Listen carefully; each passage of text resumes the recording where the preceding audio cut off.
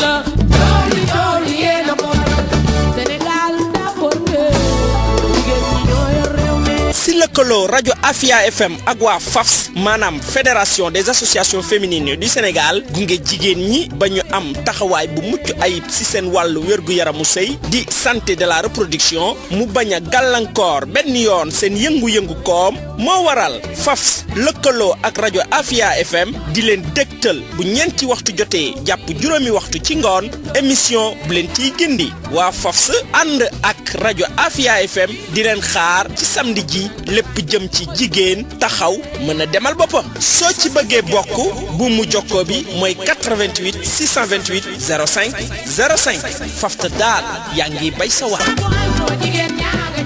asalaamaaleykum mbokki auditeurs yi ñu ngi leen di nuyu ku ci nekk ci turam ak santam comme ni ngeen ko déggee rek ci annonce bi waa FAFS ci seen lëkkaloo ak rajo Afia FM ñoo leen di jagleel bile émission ñu fas yéene waxtaanee rek wàllum droit di àq ak yelleef mi nga xamante ni jigéen ñi am nañ ko jëm ci wàllum planification familiale ci loolee nag ñuy dalal Marie-Anne Sambou moom nekk foofule ca FAFS laataa ñoo gën a xuus rek mbokk yi ci waxtaan bi moom Marie-Anne dina leen wax lan mooy FAFS lan mooy seen liggéey waaye laataa ñoo yegg foofu rek dañ koy jox kàddu gi mu daal di nuyoog mbokk auditeurs yi nuyu nañ la Marie-Anne. fay naa la maa ngi nuyu ñëpp ñuy déglu Afia FM di kontaan ci invitation bi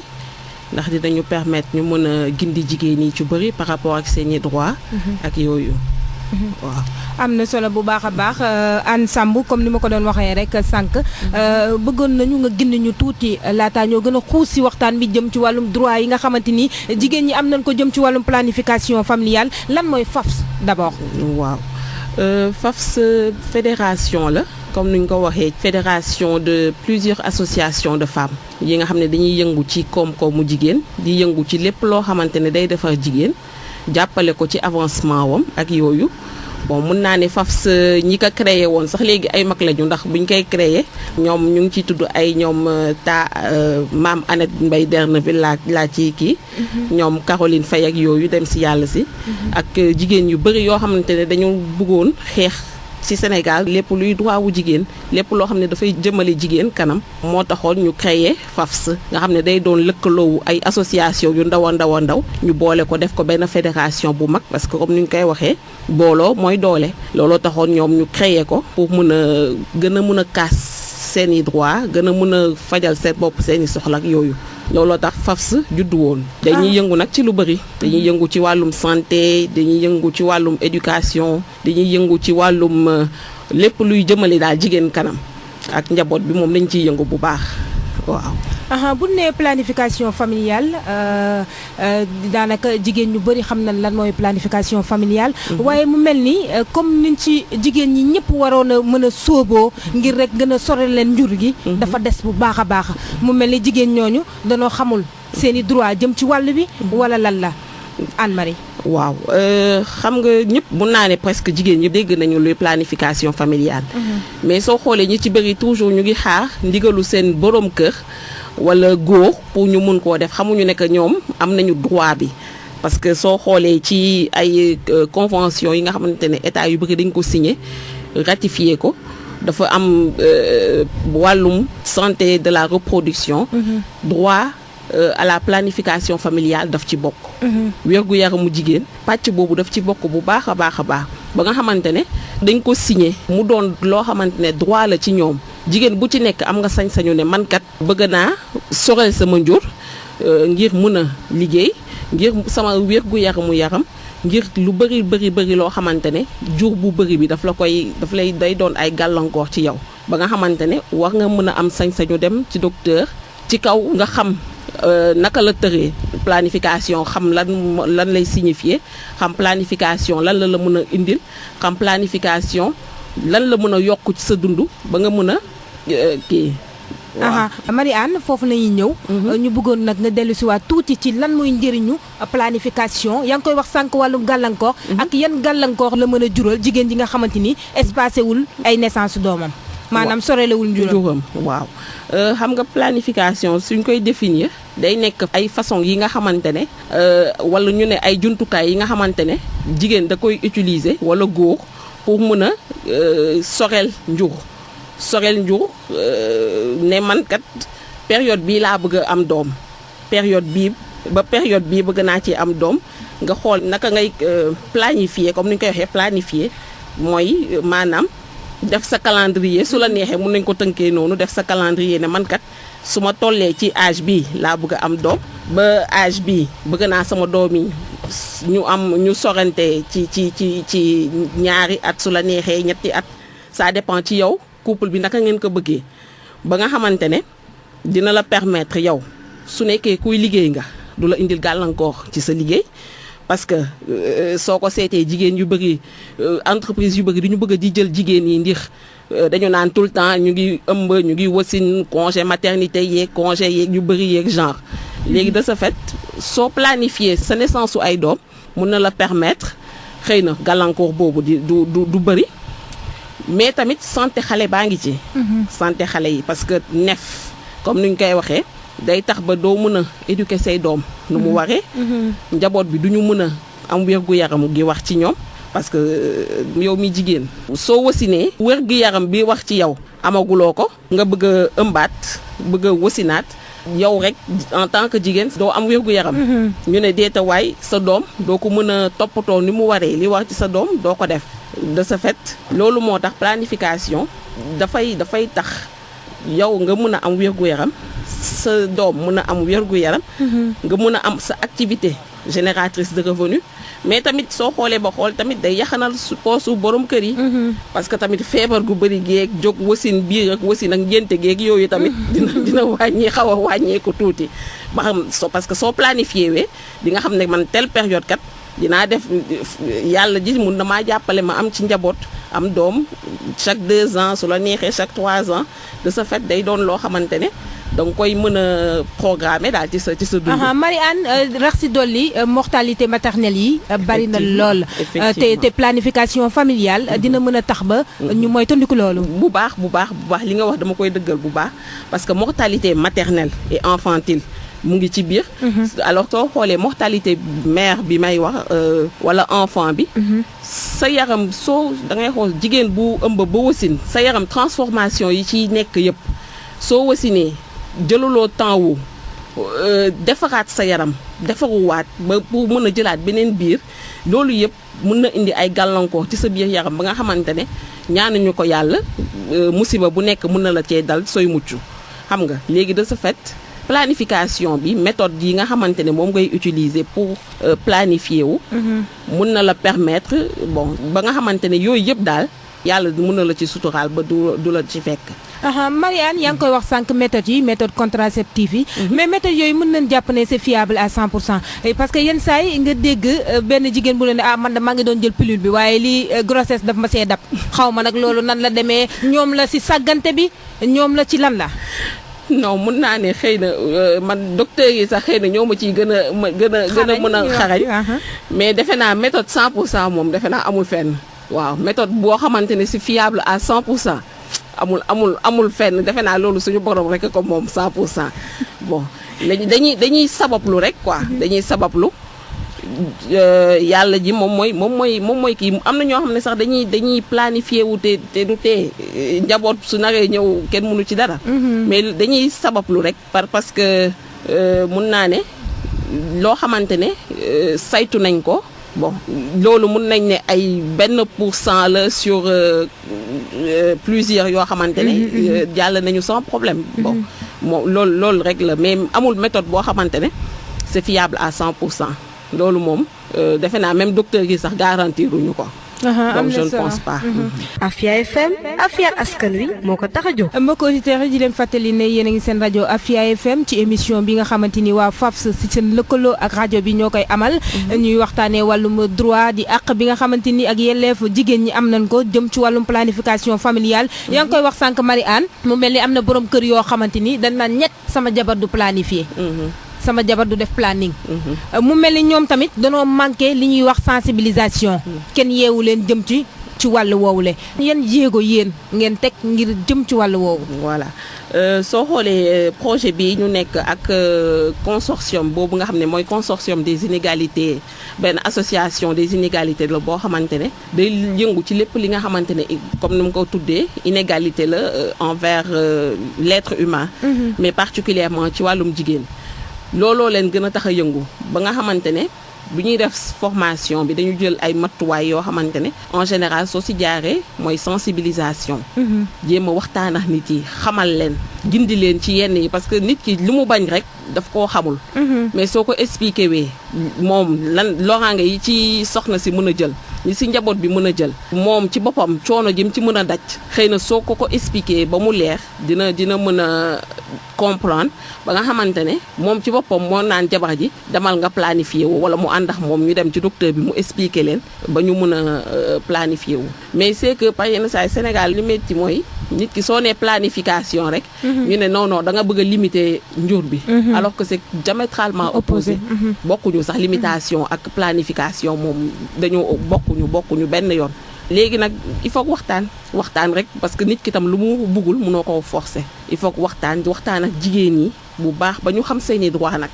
parce que soo seetee planification dëggaaneex yàlla suñu xoolee ci droits humains yi droit la su xool ci droit de la santé ndax nit ku nekk bëgg nga sa wér gu yaram képp koy dund rek da nga bëgg a dund lu yàgg dund tam ci am santé donc loolu droit la ba nga xamante ne képp kuy jigéen am nga sañ-sañu ne man kat dama ko bëgg a def am nga sañ-sañ bi waaw léegi nag Sénégal nekk nañu dëkk ba nga xamante ne il faut ngay négocier comme ni ñu koy waxee il faut ngay négocier ak borom kër yi. ñoom ñoo yor seen am na si ñenn jigéen yoo xamante ni Marie-Anne ñu ngi def fi mu toll nii planning te seen jëkkër yëgu ko. effectivement te parce que da see ànduñu ci. effectivement loolu moom bëri na ay exemple man mii mun naa ci joxe ay exemple yu dul jeex ñoo xam ne dañuy làqatu di ko def. ba bés bu seen jëkkër bi mu ko yëgee. coow lu bëri la leen indil mais nit ki tamit li nga xamante ne xëy na nee naa li nga xamante ne comme kuy liggéey ni ma ko expliqué sànq. entreprise yu bëri dañu strict ci yenn yi. ba nga xamante ne soo biiree wasin bëgg a defaat 1 an moins d'1 an après mu dalaat la su yàggee dinañ def tuuf bu pexe buñ la licencier ndànk te alors que loolu moom mooy indi licenciement yi. wala nga xool jigéen boo xamante ne même activité boppam la yore. mais doom dafa di loo xamante ne dafa laaj toppatoo dafa laaj temps yooyu yëpp il faut nga am ko pour mën a toppatoo sa doom ci ni nga ko bëggee. te loolu tam pour nga def ko munoo di biir di wasin chaque 1 an wala chaque 6 mois xam nga il faut nga am temps wu toppatoo sa njaboot. temps wu toppatoo njaboot bi surtout loolu moo am importance activité génératrice de revenu yi baax na kii na mais éducation xale bi bu muy judd ba bu muy am 2 ans. dafay soxla yaayam dafay soxla toppatoo day soxla loolu yëpp ci par rapport ak kii bi. léegi yow nag soo amee ñaar yu toppante bu jege kenn ki déjà du nàmp bu doy. parce que soo xasee ba ëmbaat da ngay arrêté nàmpal kenn ki. doo mën a toppatoo gi war ci moom doo ko mën a def. kër gi n'en parlons pas beneen affaire la doo yor ay mbuucaa mbuuc yu bëri tout le temps nga bëgg a nekk encore ci liggéey kër gi bëgg a daw rek beeg kii beeg yooyu looloo tax ñuy prôner planification. mais du pour jigéen ñi bañ a jugati du pour bañ a yokk xeet bi loolu taxu ñoo jóg comme ni ko ñenn ñi di waxee waaw. mbokk auditeurs yi yéen itam ci waxtaan bi ngeen bokk mën ngeen dugg rek participer ñuy waxtaanee wàllum droit bi nga xamante ni jigéen ñi am nañ ko jëm ci wàllum planification familiale mboole mën ngeen participer rek woote ci 88 628 05 05 88 628 05 05 ba tey ci li jëm ci sensibilisation jëm ci wàllum planification familiale boobu ñu bëri des fois. Marie-Anne dañ koy teg ci wàllum diine est-ce que yéen a ngi dugg par exemple ci kilifa diine yi nga xamante ni ñoo nekk ci gox yeeg goxaat yi waxtaan ceeg ñoom. waaw soo xoolee bu yàggul rek def nañu benn discussion de masse boo xam ne ñu ngi ko defee woon Parcelles ay kilifa diine toogoon nañ fa. ñu waxtaanee lu jëm ci planification familiale. bon bu ñu waxtaanee ak ñoom ba expliquer leen nu mu demee ak yooyu ñoom ci seen bopp dañu dem ba ñu ci ëpp daal keroog ci suñu waxtaan mi ñu ci ëpp adhéré nañ ci parce que comprendre nañ lan lañ leen bëgg a expliquer parce que soo xoolee même bu njëkk ba. soo nekkee ci diggante jigéen su tolluwaan diggante ba bu muy wasin dañ ko naan demal toog sa kër yaay nga dem toog foofu nu mu bon di nga fa toog 1 an bay dugg 2 ans. pour mun a defaruwaat ba nga xamante ne sooy dellu si sa biir kër di nga mën a toppatoo sa kër. xam nga yooyu yëpp diine bañu ko woon. dañ ko ciy wax sax. donc ça veut dire que ne planification familiale xëy na tubaab bi li ñu indi mooy ay pilule la ñu indi wala ay yooyu def sa yaram ak yooyu ba nga xam ne ba pare léegi. jigéen ñi soo xasee ba sëy mënatoo jénn sa kër naan da ngay dem toog sa kër yaay pendant 2 ans wala 1 an et demi bàyyi sa borom kër foofu góor yi sax ñu bëri léegi duñ ko nangooti. xam nga looloo tax tubaab bi indi façon méthode boobu nga xam ne di nga mën a toog sa biir kër gérer sa biir kër tout temps di espacer sa njur loolu la mais bon mun naa ne léegi bu njëkk ba xëy na moo amoon bëri woon problème parce que boobu comprendre ñu woon mais soo xoolee léegi kilifa diine yu ci bëri dañ ciy adhéré dañ ci waxtaan sax ñoom ak seen i ñi ñuy diriger. pour ñu mën a di toppatoo seen njaboot parce que coono bi nekk ci ëmb ba wasin moom defe naa waaw defe naa moom ku ko dund suñ la nee noppalekul di nga nangu noppaleku léegi nag ñii ko dundul nag defe naa ñoom ñoo am problème boobu mais keroog moom suñu waxtaan bi vraiment kilifa diine yi ñu ci bëri man dama mujjee sax dama kontaanoon ba nga xamante ne ci waxtaan bi parce que bi may dugg ci salle bi maa ngi naan yi tey ñu dee paa yi moom mais bu ñu duggee ñu am benn maturité boo xamante ne benn intellectuel boo xamante ne da nga naan non man je pensais que ni nit ñi yegguñu fi mais effectivement ils adhèrent vraiment ñu ngi ciy adhéré moom loolu moom ñu ngi ciy adhéré bu baax waaw. loolu moo nekk loo xamante ni sax yoon la parce que jur metti na ëmb metti na wasin metti na nga bëgg koo def at bu nekk non seulement sa yaram du ko fekkee doo mën a toppatoo sa doom ni mu waree kon sa borom kër waxi noppi doo ko mën a toppatoo nu mu waree kon nañ bàyyi seen soxna yi ñuy dem di def planification familiale parce que njëriñ la pour askan wi njëriñ la pour ñoom njëriñ la pour xale yi njëriñ la pour seen i soxna mbokk auditeurs yi di leen fàttali rek ne yéen a ngi seen rajo Afia FM ci émission bi nga xamante ni rajo Afia FM daf ko sëq ak waa FAFS ñoom nag ñuy yëngu ci lépp luy jàppale jigéen ñi rawatina seen wàllum wér-gu-yaram ñuy dalal tey Marie-Anne Sambou di waxtaanee wàllum àq ak yelleef bi nga xamante ni jigéen ñi am nañ ko jëm ci wàllum planification familiale boobule. Marie-Anne est-ce que mën nga ñoo defal situation planification familiale fii ci Sénégal. Non instant yi nii moom mënuma la wax statistiques yi nga xamante ne kii nañ ko parce que. loolu mun naa ne amuñu données yooyu par rapport ak formation bi ñu def par rapport ak kii bi amuñu données yooyu mais je pense que ne Sénégal léegi avancé nañu trop par rapport ak loolu je pense bien. parce que du ma ne ñëpp nga koy def mais xam naa ne daal majeure partie jigéen ñi nga xam ne ñu ngi nekk en activité. ñu ngi jéem a planifier wu. ci journée mondiale de la population bi weesu thème bi ñu ngi ko axé woon ci wàllum planification familiale am na mbëbët nag buñ ci wax mu di fii ak 2020 bëgg ngeen toll ci taux boo xamante ni taux de prévalence boo xam ne ni day toll ci 45%. waaw loolu mbébét la rek léegi nag li koy mën a liggéey mooy comme émission yi ñuy def nii wala dugg ci biir nit ñi sensibiliser loolu rek moom mooy mën a tax ba mbëbët boobu ñu mun cee yegg. mais yaakaaroo ne tamit il faut tamit ñu respecter droit des femmes ak des jeunes. droit bi moom il faut ñu respecter ko. droit bi moom c'est que Sénégal soo waxee droit rek droit de la femme rek góor yëpp dañuy taxaw daal di def sentinelle riposte daal di lay def benn kii du ma féministe nag mais Sénégal moo bindoo noonu lépp lu nga xamante ne droit wu jigéen la balaa nga cey jot il faut nga nekk ci ay négociations yoo xamante ne doo comprendre alors que soo xasee peut-être droit rek dañ la ko war a jox sa yaa ko moom loo xam ne da nga ko war a négocier ak yooyu parce que dañ ko signé ñoom gouvernement yi ñoo ko signé état yi yeeg assemblée yeeg yëpp dañ ko ratifié ba mu normal ba nga xamante ne waruñu xaar sax jigéen bi ne jox leen ma sama droit parce que ñoom dañ ko def ci ay texte ba kii ko mais Sénégal moom no jigéen pour mu avancer il faut mu négocier loolu moom moo am defe naa looloo tax suñu kiiwu juriste yi ay ñoom ñi fi nekk di jéem a xëccu di jéem a jàppale jigéen ñi ba nga xamante ne dinañ mën a jot ci loolu mais droit moom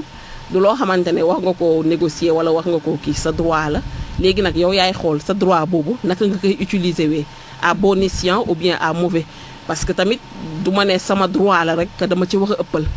parce que nuñ koy waxee sa droit mu ngi jeexee fi ba su keneen commencé wee. donc loolu la ñu war a sensibiliser nit ñi ci côté boobu ne la sa droit am nga droit def lii mais tamit sóoraale ci ñeneen ñi. waaw loolu moom la ñu war a jël sensibiliser ko nit ñi. mais soo xasee ba am droit ba tudd droit rek moom defe naa amatuñu dara luñ ci wax a teg. wàllum planification familiale Marie-Anne ñu gis ne méthode yi. yaa ngi koy wax sànq bëri na am na piqûre bi. am na pilule yi et cetera et cetera. mu mel ni jigéen ñi da ngay gis kenn ku ñëw ne la man de bii jiguma bee moo ma jig. man jël naa bii jëluma bii wala yow doo jël bii kii digal bii kii rek kooku tam dem jël boobu. alors que moom xamul. yaramam ba xam dina adapté ak méthode boobu noonu. lan ngay conseiller jigéen ñi jëm ci wàllu woowu. waaw xam nga ñun Sénégal dañuy ñëw bon normalement sooy balaa ngaa planifier yow déjà service bi ngay dem pour loolu war na am koo xamante ne moo fay nekk gindi la ci façon wu méthode yi am yëpp. pour ba nga xamante ne yow di nga xool ban méthode moo adéquat ak yow mais lu ñu dul def fii lu ci ëpp mooy analyse de sang. D'accord. pour mën a xam ban méthode moo baax pour yow parce que mënoo jël tëb rek ne man damay jël. am na yoo xam ne soo koy utiliser am na ñoo xam ne daf leen jeexal am na ñoo xam ne dañuy am yaram am na ñoo xamante ne dafay am yenn kii yu muy def ci seen biir ba nga xamante ne wax nañu balaa nga koy def ñu defal la xëy na ay analyse de sang xool ban méthode moo baax parce que soo demee ci dëkku tubaab yi ñoom loolu la balaa ngaa planifier yow dañu lay defal analyse. mais tel n'est pas le cas fii non au Sénégal tel n'est pas le cas. yéen yan jéego ngeen di def jëm ci wàllu woowu la parce que yenn saa yi mu indil gàllankoor jigéen nag. waaw mu indil gàllankoor jigéen bu baax mais ñun mënugul ñu parce que loolu xam nga mbirum docteur yi la. ñoom ñoo war a ku ci ñëw ci ñoom di ne dama bëgg a planifier wu. balaa ñu la kaa defaral ñu la kat xaaral ñu defaral le prix demal def telle analyse ba ñu xool yan moo baax ci yow mais ñun lu ñu mun rek mooy xëy na sensibiliser nit ki di dem su demee xëy na mu su proposé docteur bi loolu dina ko defaral ba nga xamante ne balaa moo jël benn pilule wala benn piqûre wala quel que soit leneen li muy jël loo xamante ne day am kii ci deretam mu mun a xam ban moo baax ban moo adéquat par rapport ak moom waaw. mbokk auditeurs yi yéen a ngi seen rajo Afia FM ci émission bi nga xamante ni dañ ko sëq ak waa FAFS ñuy waxtaanee wàllum droit di àq ak yelleef bu jigéen ñi am jëm ci wàllum planification familiale yéen itam ci waxtaan bi ngeen bokk mën ngeen dugg rek participer ci 88 628 05 05 88 628 05 05 ba tey ci li jëm ci wàllum mortalité maternelle ñu ngi koy wax sànq lii di planification familiale dina tax ba jigéen ñi mucc ci wàllum mortalité maternelle boobu lay nga xamante ni bari na lool. mu bëggoon rek Marie-Anne nga dellu siwaat ci lii nga xamante ni moo di planification familiale ban njëriñ la am bëgg naa nga dellu siwaat ci ban njëriñ la am ci wér-gu-yaramu jigéen. waaw mooy li ma wax sànq rek ni nga koy waxee ëmb ba wasin ba diis na métti gi nga xamante ne su la si yàlla mayee mucc nga mën a toog defaraat sa yaram toppatoo sa njaboot ba nga xamante ne sooy jëlaat ëmb dina fekk boobu yow sa yaram defaruwaat na ba normalaat pour nga mën a jëlaat beneen ëmb de ce fait wér-gu-yaramu jigéen bi day kii parce que soo noppal sa yaram jël def li ci war dina tax ba beneen yoon sooy ëmbaat doo sonn parce que soo nefee sa yaram jotul a noppale gi wax ci moom nga jëlaat beneen ëmb coono boobu yëpp day indi feebar yu bëri yaa ngi fii jigéen yi feebar infection yeeg façon bu ne dalay dal wér-gu-yaramu jigéen moom àndul ak nef bu bëri moom vraiment suñ ko mënee pousse ak planification bi dina baax. ñu dem déglu benn publicité rek daal di dellu si waat ci plateau bi Marie-Anne.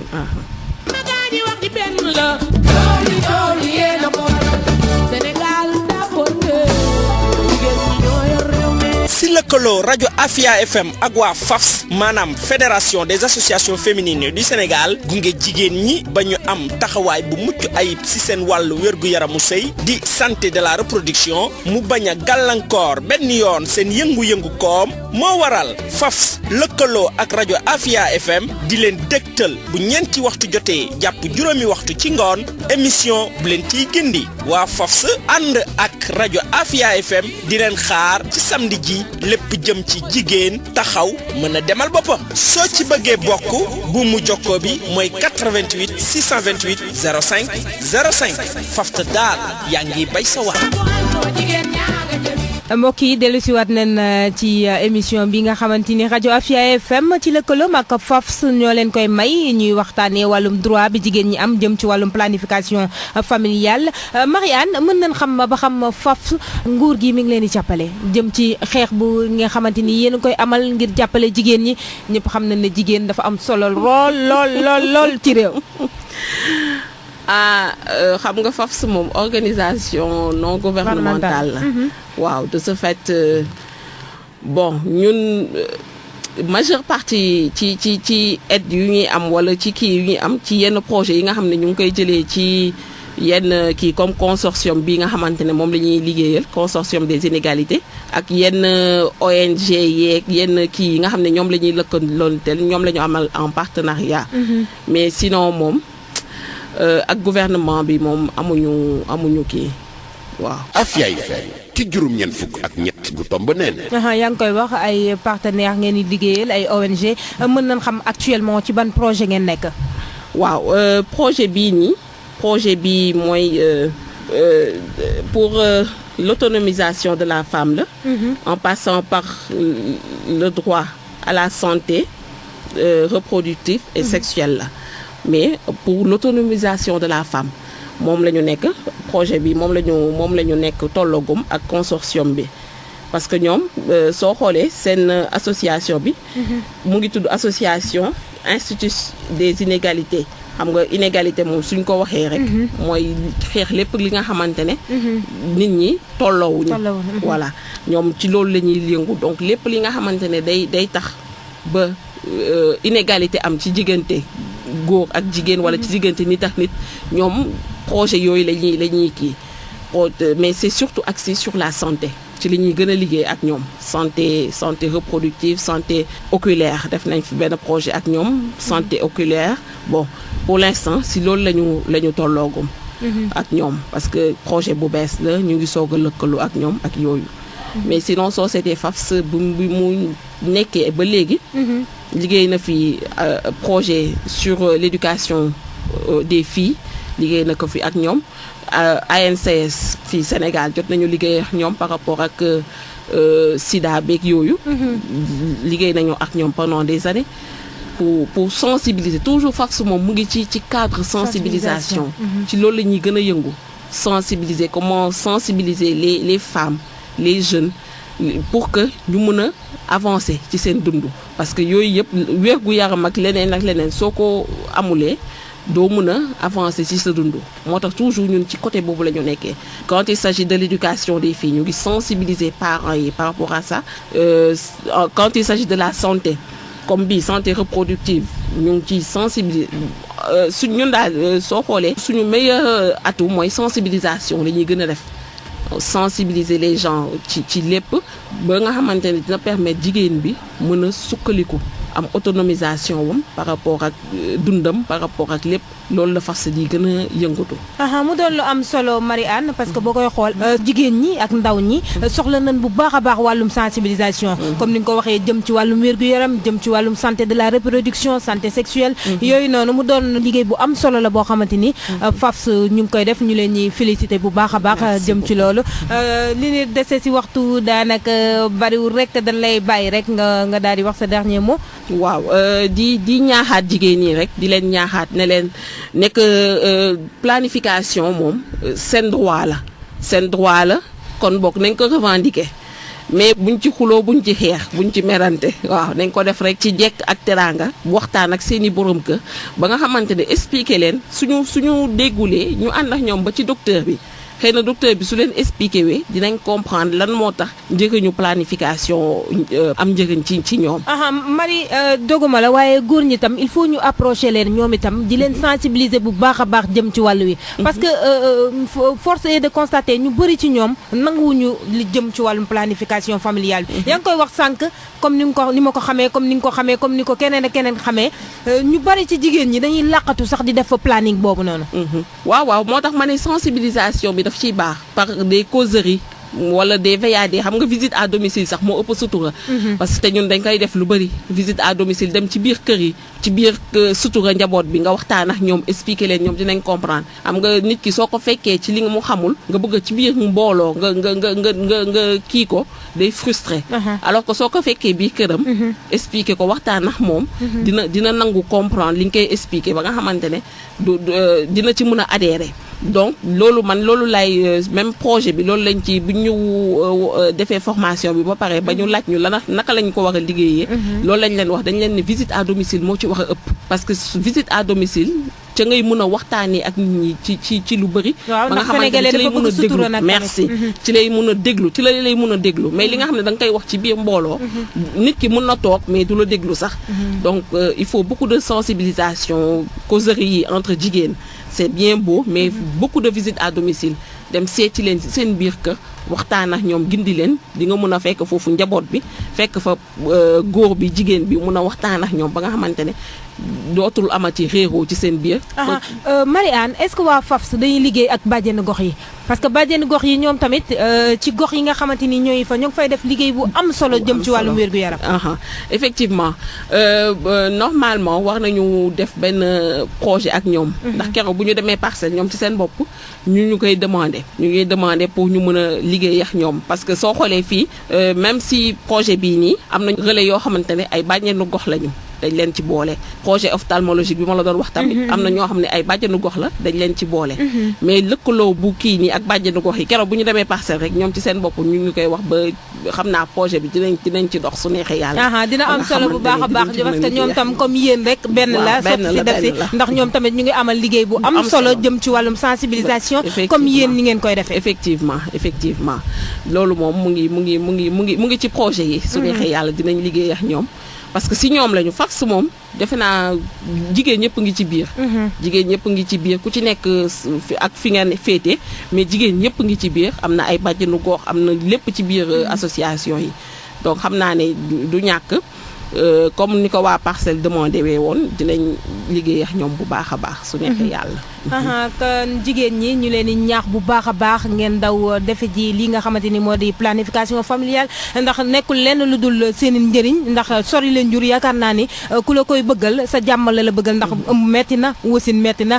mbokk yi lii moo doonoon émission bi nga xamante ni waa FAFS dañ ko séqoon ak rajo Afia FM ñu doon waxtaanee ak yelleef bi nga xamante ni jigéen ñi moom lañ am jëm ci wàllum planification familiale ñu leen di jox dig daje beneen yoon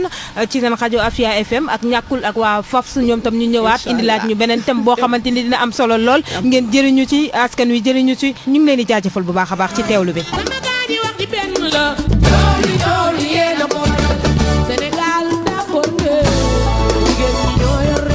si lëkkaloo rajo Afia FM ak waa FAFS maanaam fédération des associations féminines du Sénégal gunge jigéen ñi ba ñu am taxawaay bu mucc ayib si seen wàllu wér-gu-yaramu sëy di santé de la reproduction mu bañ a gàllankoor benn yoon seen yëngu-yëngu koom moo waral FAFS lëkkaloo ak rajo Afia FM di leen dégtal bu ñeenti waxtu jotee jàpp juróomi waxtu ci ngoon émission bu leen ciy gindi waa FAFS ànd ak rajo Afia FM di leen xaar ci samedi ji lépp jëm ci jigéen taxaw mën a demal boppam soo ci bëggee bokk bu mu jokkoo bi mooy 88 628 05 05 FAFS daal yaa ngi bay sa wax